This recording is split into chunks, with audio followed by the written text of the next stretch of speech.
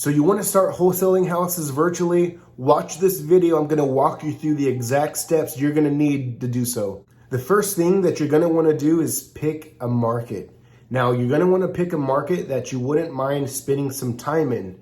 And what I mean by that is once you start closing 3, 5, 8, 10 deals per month, you're going to want to start cherry picking your deals and keeping the good ones and turning them into rentals for your portfolio. And when you start building a rental portfolio, it's natural to want to go to the area and check up on your rentals. Now that you've picked your market, you're going to want to go and start building a buyer's list.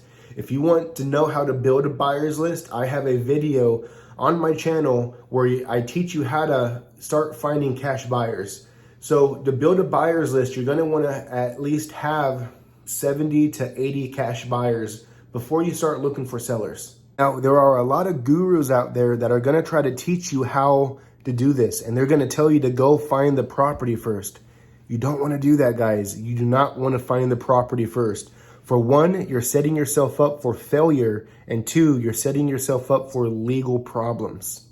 Now that you have your buyers list built and you have anywhere from 70 to 80 buyers on your list, it's time to start looking for the properties and the sellers. I recommend going after out-of-state owned properties. And the reason I recommend that is one, the seller does not live in the state of the property that you're marketing to, and two, the sellers are much easier to work with. Now, there are a lot of data companies out there where you can get these lists from.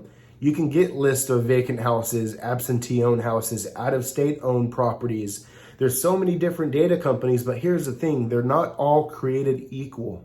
And just be aware that a lot of these data companies that gurus push out, they're only pushing these data companies out because they get a kickback when you spend your money with them. If you want to know where I get my data from, shoot me a message on Instagram. You can find me at Kenneth Dusang. Now you got to pick your marketing channel. And what a marketing channel is the way that you are going to use to reach out to these property owners. Now, when you pick a marketing channel, you're only going to want to pick one when you first start. And a good one that I love to use is cold calling. Cold calling is definitely a really awesome way to generate leads. It's very cost effective. And if you don't like cold calling, reach out to me again on Instagram. I actually have a company that will do the cold calls for you at a very, very inexpensive rate. Another way to market to sellers is by texting. If you want to send out a text message blast, which let's say you pull a list of 1,000 homeowners, you can actually upload these homeowners into a system and send a generic text message out to everybody on that list and ask them if they want to sell their home.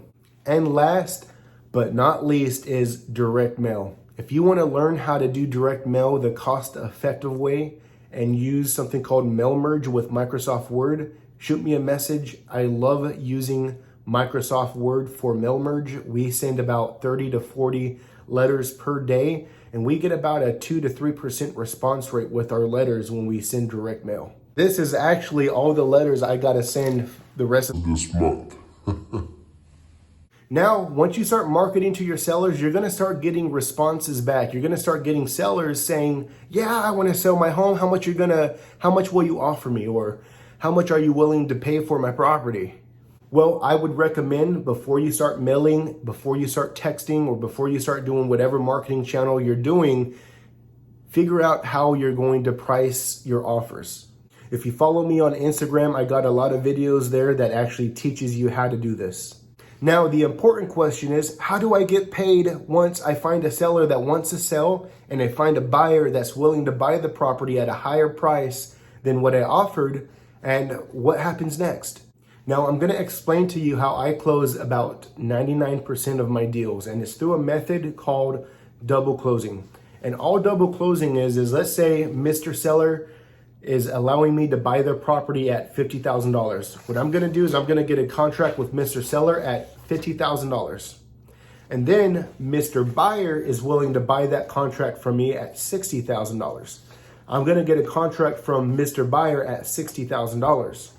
And then simply what happens next is I go to my title company, I give them both contracts, and I get something called a transactional lender. They loan me the money for 48 hours to close with the seller, and then I close with the buyer and I keep the difference. So in this case, it would be about $10,000 minus closing costs, minus what I have to pay to my transactional lender. So I'll walk away with about maybe $7,000 to $8,000 after that closing.